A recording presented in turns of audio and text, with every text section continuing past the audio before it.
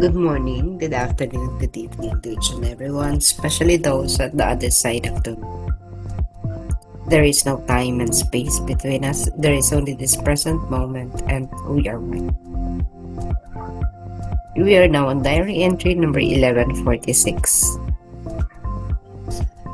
Let the greatest sinners place their trust in my mercy. They have the right before others to trust in the abyss of my mercy. My daughter, write about my mercy towards tormented souls. Souls that make an appeal to my mercy delight me.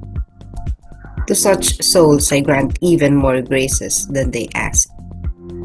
I cannot punish even the greatest sinner if he makes an appeal to my compassion. But on the contrary, I justify him in my unfathomable and inscrutable mercy. Right. Before I come as a just judge, I first open wide the door of my mercy. He who refuses to pass through the door of my mercy must pass through the door of my justice. Kaya ang pinakamakasalanan ay magtiwala sa aking awa. May karapatan sila sa harap ng iba na magtiwala sa kailaliman ng aking awa. Aking anak, sumulat ka tungkol sa aking awa para sa mga kaluluwang nagdurusa. Ang mga kaluluwang umaapela sa aking awa ay nagpapasaya sa akin. Sa gayong mga kaluluwa ay nagbibigay ako ng higit pang mga grasya kaysa kanilang hinihiling. Hindi ko maaaring parusahan kahit ang pinakamatinding makasalanan kung siya ay umaapela sa aking pagkahabag. Ngunit sa kabaligtaran, binibigyang katiwiran ko siya sa aking hindi maarok at hindi maisip na awa. Isulat mo, bago ako dumating bilang isang makatarungang hukom, bubuksan ko muna ng maluwag ang pintuan ng aking awa. Sino mang tatangging dumaan sa pinto ng aking awa ay dapat dumaan sa pintuan ng aking katarungan. In this entry, the Lord Jesus is giving emphasis mga sukdulang makasalanan, yung mga extreme, yung mga kasalanan. Sapagkat sabi ng Panginoon, sila ang may mas higit na karapatan sa kanyang awa. Napakahirap arukin ang awa ng Panginoon. So imagine mo, lahat ng mga matitindi ang kasalanan, yun yung may priority. Sa atin, syempre, bilang tao, ang may priority lagi, yung mabubuti. The best employee is the one who did a lot of good things. Halimbawa, employee of the month. So, for the whole month, itong employee na to nagpakita ng extraordinary or exemplary, no? Di pangkaraniwan, magaganda, mabubuting mga gawa. We don't treat those who are doing deeds that are not pleasing to us. Hindi natin yan binibigyan ng pagpapalaga, makasalanan nga eh. For example, yung isang rapist, napakahirap tanggapin ang kaluluwa ng isang rapist. Kung ikaw ang biktima, kung ikaw ang kanyang naging biktima. Para sa isang victim, hindi napakadali. Hindi kayang agad-agad ay mapatawad. The person or the girl would always seek for justice. Ikulong yan. Parusahan yan. Kung ano man ang nararapat na parusa, ibigay yan. At kahit na yan ay naikulong na halimbawa, ano, ang kapatawaran sa taong ito ay hindi agad-agad. Yun yung pinaka no, yung hindi agad-agad. Ito na siguro yung pinaka, pwedeng mapatawad pero hindi agad-agad ng isang tao. Pero sa Panginoon, yung mga nag-alipusta sa kanya at nagdulot ng kanyang naging dahilan ng kanyang kamatayan, napakadali niyang pinatawad. Tinanggap niya yung pagpapakasakit na ibinibigay nitong mga to sa kanya. Sapagkat nauunawaan niya na sa pamamagitan ng kanilang ginawa, ng mga nagsakdal sa Panginoon, ano, sa Panginoong Jesus. Nauunawaan niya na yung ginawa ng mga taong ito ay kinakailangan para sa katuparan ng propesiya. Itong magliligtas sa sangkatauhan. Dahil kung hindi mangyayari yung kanyang pagpapakasakit, walang kaligtasan. So, may role yung mga nagbunsod sa Panginoon sa kanyang kamatayan. Naunawa ng Panginoon, di ba? Tingnan niyo yung ano niya, no? Yung kaniyang lohika. Naunawa ng Panginoon na kung hindi siya isasakdal, na kung hindi siya ipapako sa krus, hindi siya papatayin ng mga taong to, walang magiging kaligtasan. In fact, sabi pa nga niya kay Pedro na layuan siya sa tanas sapagkat hindi alam nito ang kanyang sinasabi. Gusto lang naman ni Pedro na protektahan ng Panginoon. Pero sa Panginoon, nakita niya. Kailangan yon.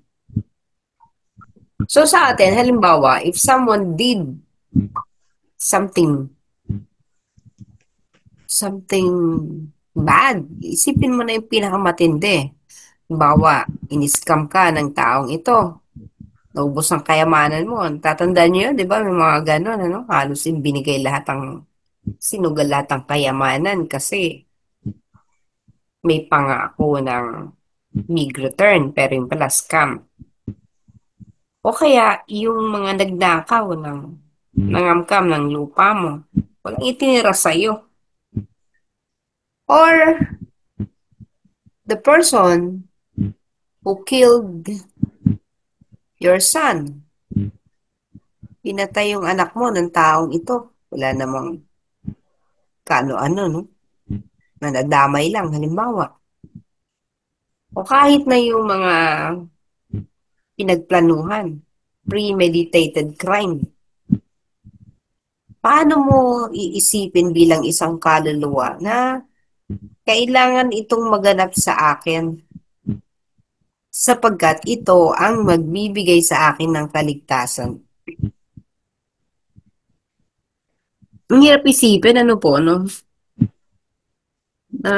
Ito palang mga taong ito na dumarating sa ating buhay na nagdudulot sa atin ng pasakit, may dala-dala pala silang grasya sa atin sa kabila ng kanilang paglapastangan sa atin, sa kabila ng kanilang pagmamalabi sa atin. Kasi nga, bakit kailangan mangyari yun, ano? Bakit itinutulot ng Panginoon na maganap ang mga bagay na yun sa atin? So, in the same way, ganon din yun. May mga dala-dala itong grasya sa atin na hindi natin nakikita. Ganong mga katindi ang pinagdaanan natin na may dala-dala yung grasya. At kailangan yon ng ating kaluluwa. Hindi man natin maunawaan, pero yun. No? Kaya pag binabalikan ko yung mga nangyayari sa buhay ko, yung mga taong pain in the neck, talaga nakakainis. Pag binabalikan ko yun, niisip ko na these things are important. Sila ay mahalaga sa aking buhay. Sapagkat kung hindi sila naging hadlang o naging balakid sa aking pag-unlad, hindi ako magkakaroon ng pagkakataon ng umunlad. Kaya magkakaroon ka ngayon ng kapayapaan, mauunawaan mo kung bakit nila nagagawa sa'yo yun. Well, hindi ko kayang sabihin yung kalubagan ng kalooban sapagkat hindi naman ako nakaranas ng napakatinding pagdurusa. Halimbawa nga, yung example ko kanina, no, yung rape victim or victim of violence. So, siyempre, hindi ko naman naranasan kung kaya hindi ko maaaring sabihin ngayon na those things are necessary, tanggapin, ano. But I think also that the good Lord has been very good to me because I have been very good. Kumbaga, hindi nagaganap sa akin ang mga bagay na iyon sapagkat napakarami ng nagawa na kabutihan sa kapwa. So, yun yung ating puhunan, yung marami tayong ginagawang kabutihan. Eh, bakit si Jesus? Ang dami namang kabutihan, lamang ibang ninais kundi ang ating kaligtasan. Eh, bakit naging ganun? Eh, ibang usapin po yun eh, kasi yun ay nasa plano ng Diyos sa tinanggap na yun para sa atin iyon. So, hindi yun naganap sa kanya dahil Jesus deserves it. No? All those things that happened to Jesus, pangalipusta, paglulura, pag-alibura, no? Hindi naman ibig sabihin nun ay hindi siya naging mabuting tao kaya nangyari sa kanya. Hindi po ganun. Kundi dahil sa alam na yun at yun ang kanyang kapalaran na tinanggap. In the same way sa atin, yung mga bagay na mangyayari sa atin na parang hirap tanggapin, no? Isipin nyo lahat yun, pero pagkatapos mangyari yon, ano ba ang naganap sa'yo? Na kung kapatid mo yan na nagkasala sa'yo ng matindi na hanggang ngayon hindi mo pinapatawad, isipin mo kung bakit nangyari yon at ano ang naging kapalit noon.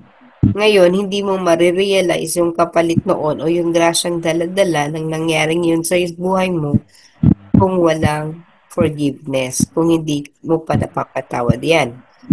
Kasi nga, wala kang kapayapaan. Kaya kung ano man ang grasyang nararapat sa'yo, hindi mo natatanggap sapagkat wala kang kapatawaran.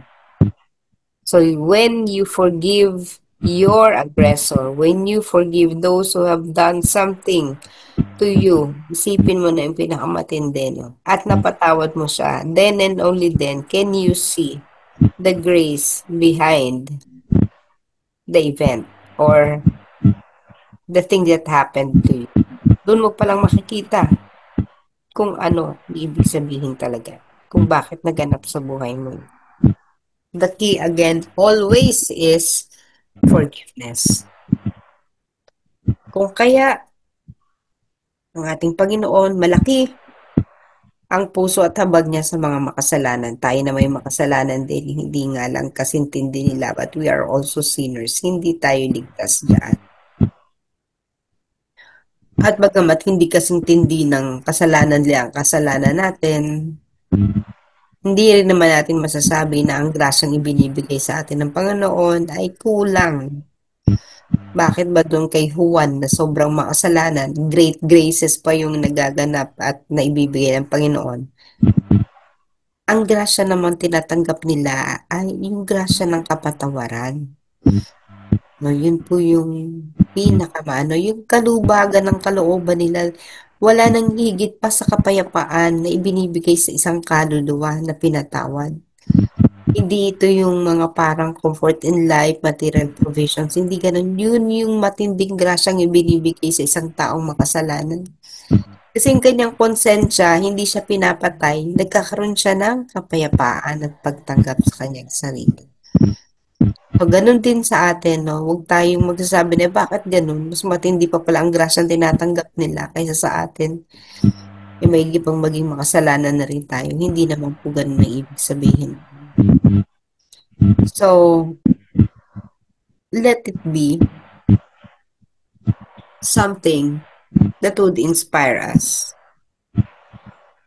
na ganun din ang magandang attitude natin sa mga taong nagkakasala sa atin. Mga bagay na hindi natin ninais, sa ating kapwa na ginawa sa atin. Ang lahat ng iyon ay mayroong kapalit na grasya rin para sa atin.